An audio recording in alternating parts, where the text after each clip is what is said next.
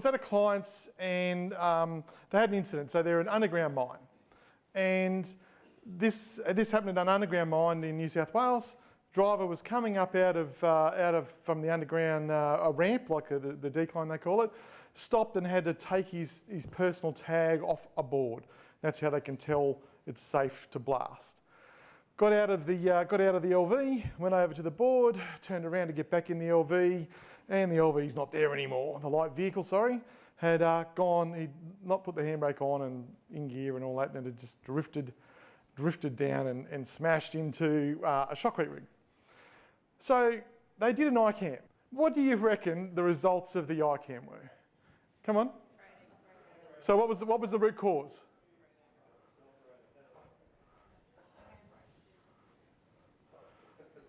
Worker failed to follow a procedure. Does this sound familiar? Yep, so what do we think our actions were to stop this ever happening again? Training. And we're going to write him up. Now, does that sound familiar to anyone in this room? We've all seen it, yeah? It's ridiculous. Do we think it stopped that incident happening again?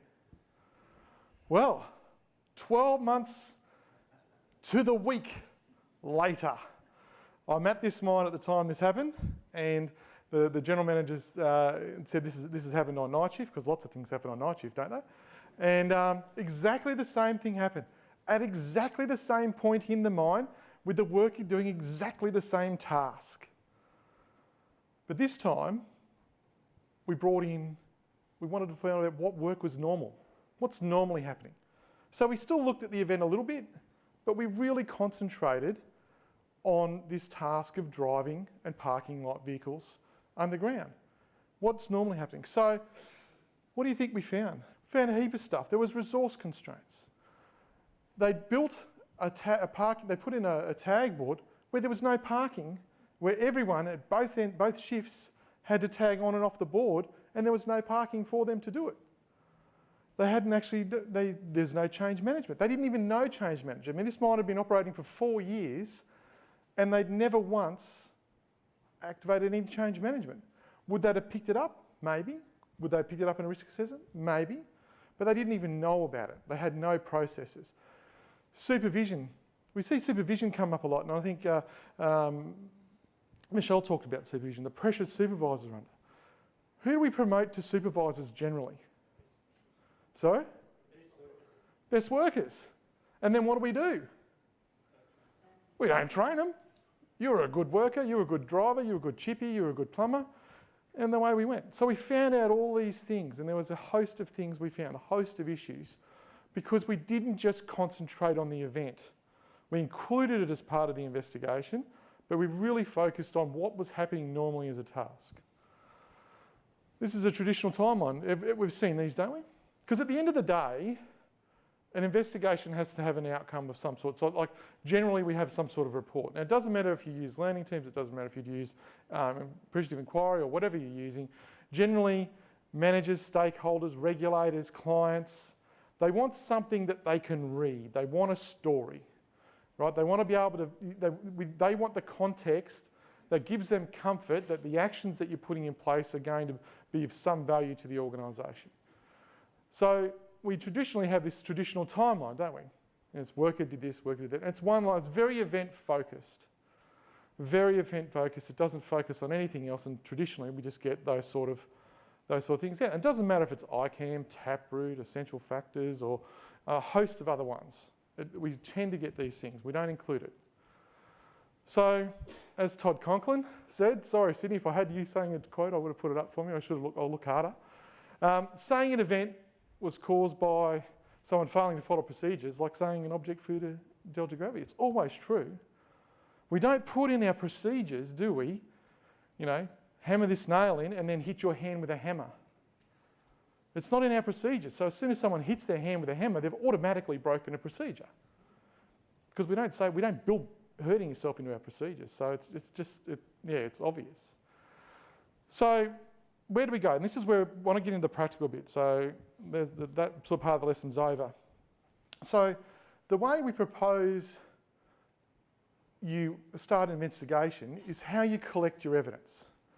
Now, I don't like the term evidence. Someone I worked with for a little while was very particular about the terms of judicial systems and evidence, and we don't go to a court of law with these things in an internal situation. It might end up there, but not us. So what if we broke it down? What if we separated it into 3 different categories? Work is done, which is actually what happened at the event at the time. Now, there's a little bit of terminology difference here. That's the sequence of events that we're really used to doing. Work is intended. How good are we at that? Is that not the highlight of our investigations at the moment? We'll get that. We'll get the statements from the people. We'll get the photographs. We'll get the work instructions, the training. So we still need that, right? We still need to see that. Like, we still need to get that bit of safety one in there. But let's look at that third pillar, work is normally done. If we plan our investigation this way, we don't go into it thinking it might happen or hoping, because hope's not a strategy, not a sound strategy anyway. Let's go with this third pillar and let's plan how we get that information. So stop thinking of evidence, start thinking of information, start thinking of learning. How do we do it? And we're going to do a bit more of this afternoon with a few more speakers. I can tell you where you can't get it. You won't get good information sitting in a room with post-it notes as an Icam. I don't know how many Icams and Taproots and all those other investigations I've been. You get the email invite, 2 o'clock Friday, meeting room B. In walks the harried safety professional with their stack of evidence and hands it all out, and all of a sudden we're writing stuff on post-its and putting it on the wall. And generally speaking, the people involved in the work, the people who are involved in the event, they're not in the room.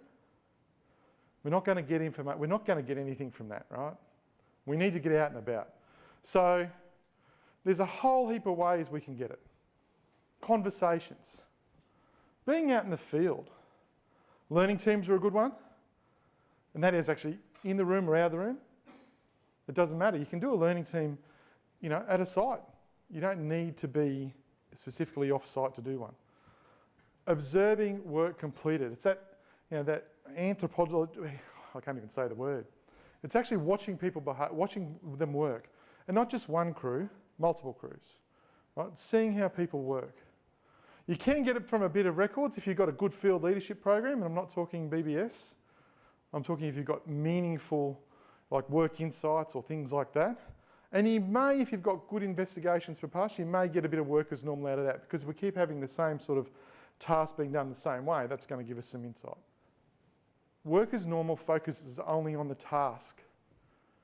One of the things I notice when I've talked to people and trained people in this sort of thing, they keep getting wrapped up in the event. They want to find the event, they want to find the accident, they want to find the injury.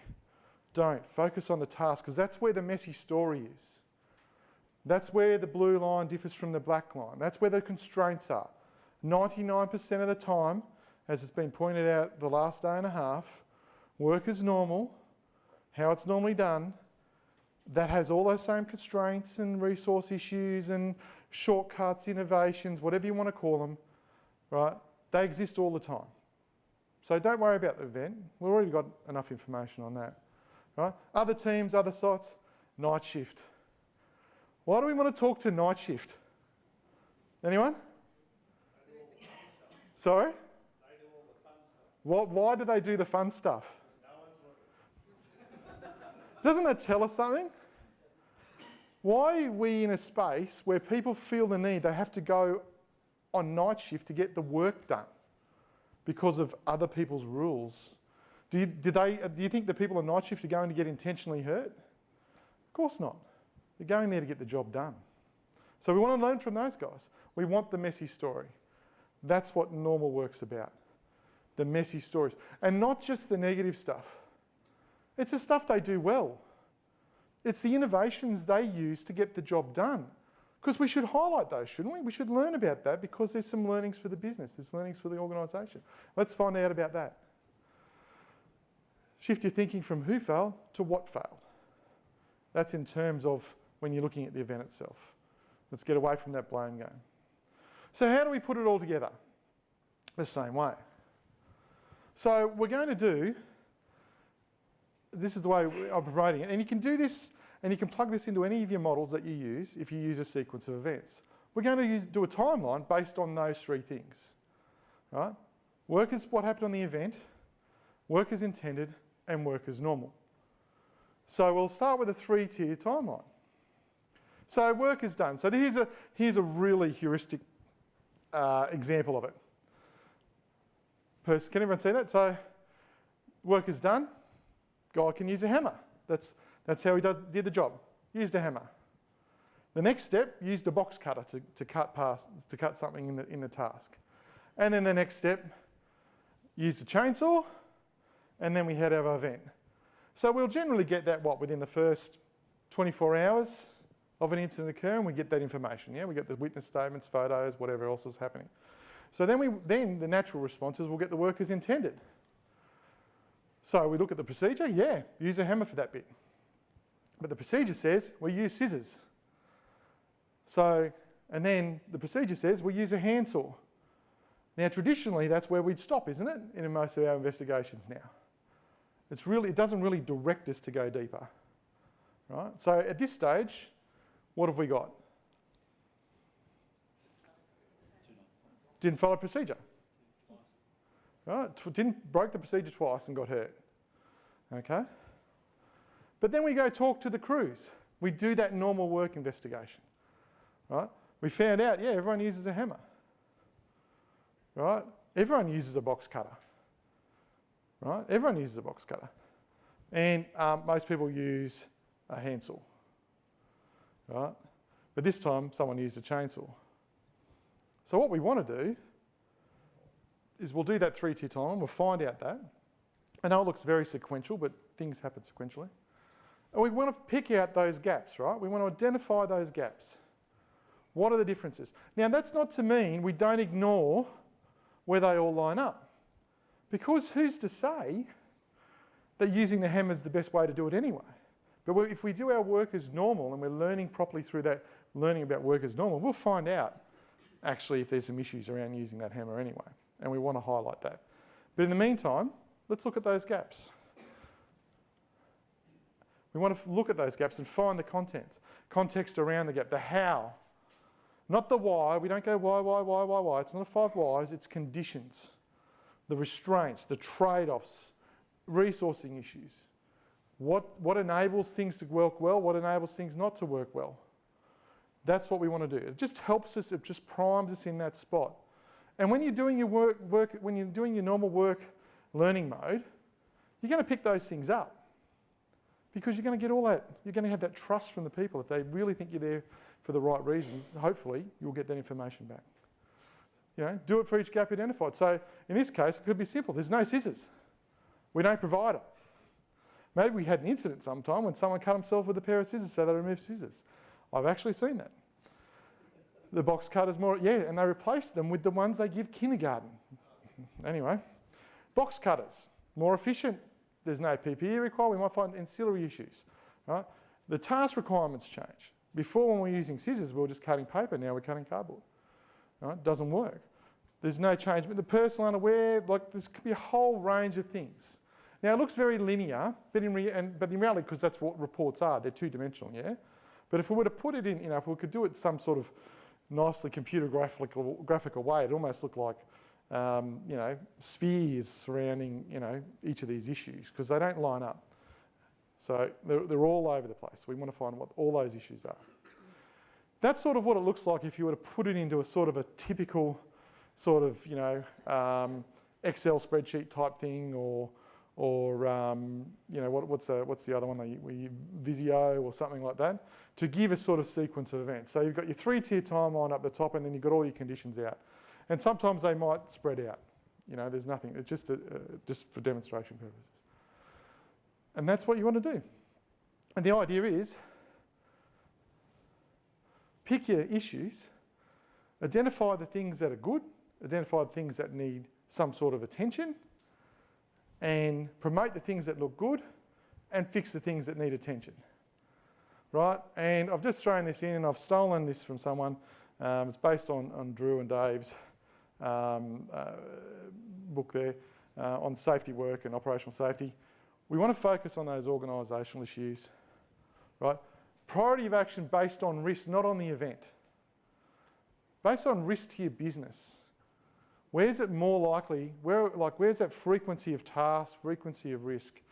Where's that severity, those life-altering event potentials? That's where we want to probably start, yeah? Let's get those critical risks under control. Reasonably practical, and I think there was a good discussion about that yesterday, Kim. And test the actions, make sure they prevent them from moving. I've just thrown that in at the end. And make sure we focus our actions on operational safety. Right? I'm yet to see a procedure that has been reviewed so well it saves someone's life. Right? It's the actual work where we hurt people, yeah? That's the actual work, and where we do the harm. It doesn't matter what sort of harm it is, it's the actual harm that happens there. And you can plug that in your email. It doesn't matter which one you use. It doesn't matter, if it's Taproot, Icam, whatever. You can just use that 3-tier timeline in place, and I've got, there's some people I know that actually do that, and they use that, and they still then do the Icam classification.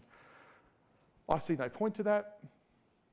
Sitting around in a room and arguing over which clause in a book or which little section on a root cause tree really doesn't do anything for me. I just want to know what's wrong or what are issues or what I can then sell on to management that needs fixing that we can then do something about. Does that make sense? Excellent. That's me. Feel free to connect on LinkedIn or come up and ask me questions. I'm here tonight and tomorrow, and that's good. And I just want to leave you with this one question before we wrap up. And just have a think about it, take to yourselves. And this is just I've got a whole variety around questions. Why do we even investigate to start with incidents? What's the purpose? What's the outcome we're looking for? But one of these things I'm interested in at the moment is, do your investigation provide you with the knowledge of how to increase your capacity to fail? Are you getting that out of them? Just a question for yourselves to ask. Excellent, thank you.